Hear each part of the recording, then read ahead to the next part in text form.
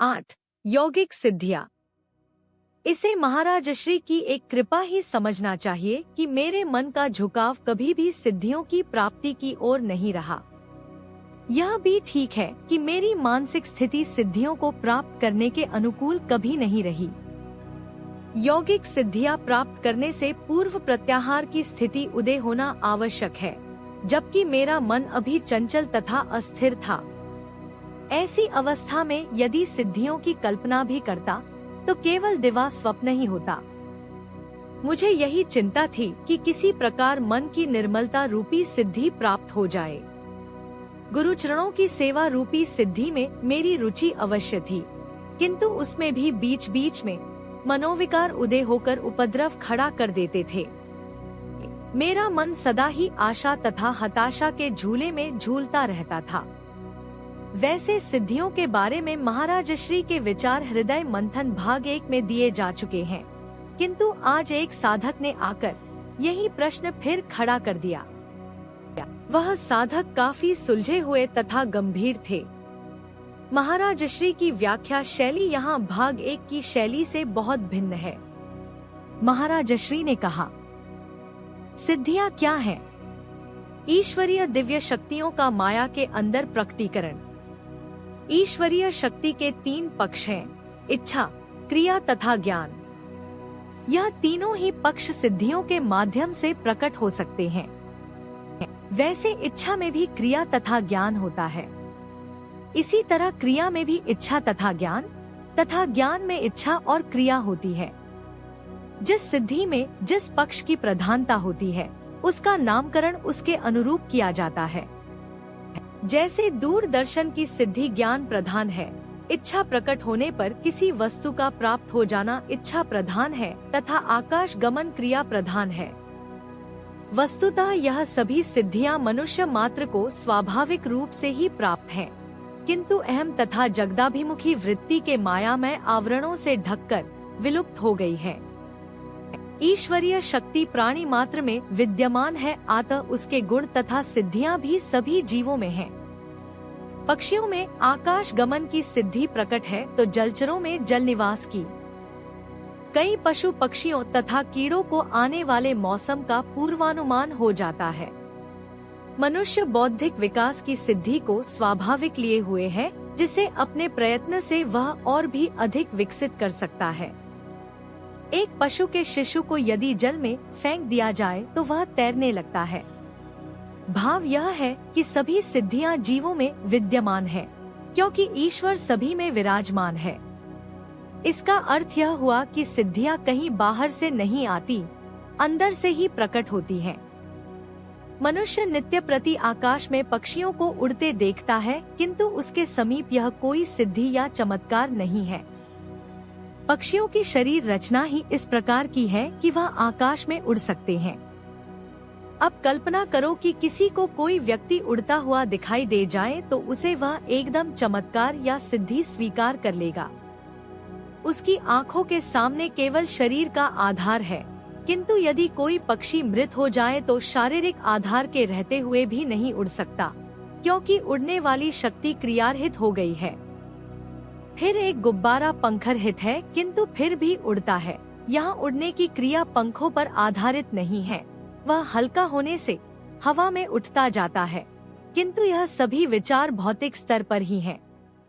इन सभी सिद्धियों का मूल कारण भौतिकता से दूर है। भौतिकता में केवल उसका अनुभव अथवा प्रकटीकरण होता है। महाराज श्री ने सिद्धियों को 2 भागों में विभक्त किया। समाधि से प्राप्त होने वाली सिद्धियां जो प्रथम स्थान पर हैं। समाधि का अर्थ यहाँ पर संप्रज्ञात से है, क्योंकि असंप्रज्ञात समाधि संभव ही तभी होती है जब चित्त के सभी ज्ञान तथा क्रियाओं के साथ सभी सिद्धियां भी आत्मा में विलीन हो जाती हैं। अहम भाव, दृष्टा भाव, समर्पण भाव कुछ भी नहीं रहता। आत्म तत्व ही केवल एक रह जाता है, अतः उसमें किसी सिद्धि की कल्पना की ही नहीं जा सकती। सिद्धियों के लिए अहम आवश्यक है। अहम तथा चित्त की क्रियाशीलता के बिना सिद्धियों के प्रकट होने का कोई आधार नहीं है। सिद्धियां प्रकट करने के लिए साधना करना पड़ती है, किंतु सच्चा साधक यह साधना सिद्धि प्राप्त करने के लिए नहीं, सिद्धि के अवरोध को दूर करने के लिए करता है। संप्रज्ञात समाधि की प्राप्ति से पूर्व साधक को बहुत कुछ करना होता है। प्रत्याहार अर्थात मन इंद्रियों के अंतर्मुख हुए बिना धारणा ध्यान समाधि रूप संयम संभव नहीं। इस संयम के बिना संप्रज्ञात की प्राप्ति संभव नहीं तथा संप्रज्ञात के बिना सिद्धियों का प्रकटीकरण संभव नहीं। भाव यह है कि यौगिक सिद्धियां आध्यात्मिक यात्रा के अंतर्गत ही होती हैं, क्योंकि सिद्धियों की अवस्था तक पहुँचते पहुँचते साधक का इंद्रिय जय मनोजय सिद्ध हो चुका होता है। वह सिद्धियों को साधन के एक पड़ाव के रूप में देखता है, फिर भी इस बात की संभावना है कि सिद्धियों के उदय हो जाने पर साधक कहीं इनमें आसक्त न हो जाए। इसलिए योग दर्शन इनको साधन का अवरोधक बताकर साधक को सावधान करता है। दूसरी सिद्धियां जब से प्राप्त होती हैं, जिनका स्थान यौगिक सिद्धियों से भिन्न है। जब साधना में भी प्रत्याहार आवश्यक है, क्योंकि उसके बिना वृत्ति मंत्र पर एकाग्र नहीं होती तथा एकाग्रता के बिना मंत्र का देवता प्रकट होकर सिद्धि प्रदान नहीं करता। वास्तव में सभी सिद्धियां चैतन्य शक्ति की क्रियाएं ही हैं।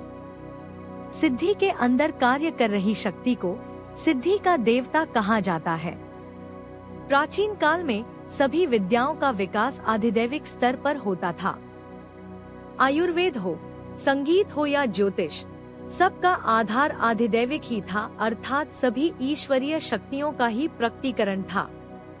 मंत्र शास्त्र के अनुसार सभी सिद्धियां मंत्र शक्ति ही थी, जिन्हें जप साधना से जगाया जाता था। इसीलिए सब विद्याओं की प्राप्ति के लिए गुरु सेवा, मनोनिग्रह, इंद्रिय निग्रह तथा जप साधना करना पड़ती थी।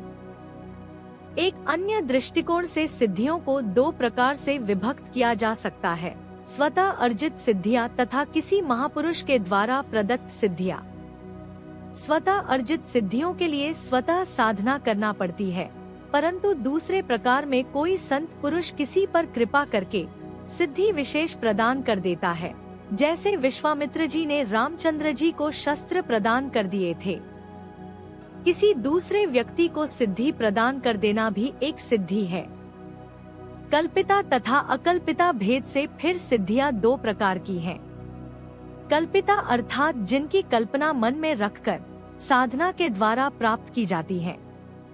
ऐसी सिद्धियां अल्पायु होती हैं, समय के साथ समाप्त हो जाती हैं।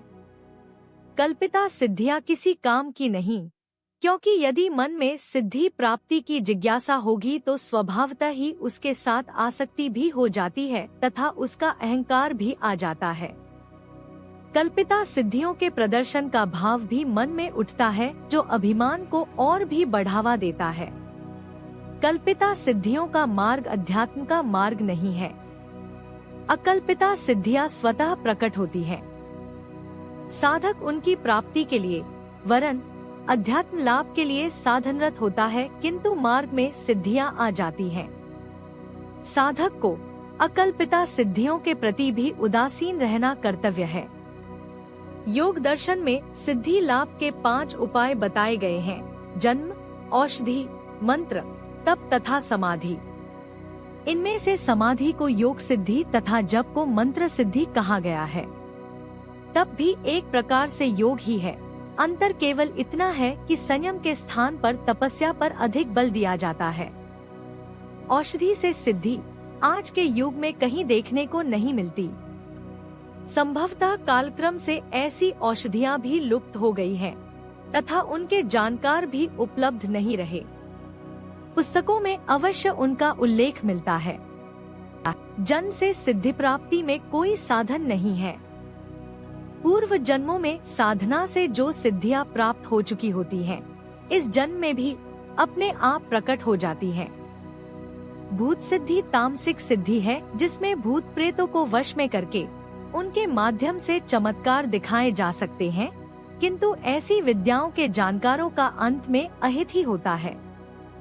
साधक के सामने एक ही लक्ष्य होता है, आत्म सिद्धि, जो उसे सदैव के लिए जगत के दुखों से छुड़ा देती है। बाकी सब सिद्धियां आत्मसिद्धि में अवरोध स्वरूप हैं, इसलिए साधक उनमें नहीं उलझता। सिद्धियों का प्रयोग आत्मसिद्ध महापुरुषों के लिए ही जगत कल्याण के निमित्त करना उचित है। उनमें इनके प्रयोग से अभिमान उदय नहीं होता।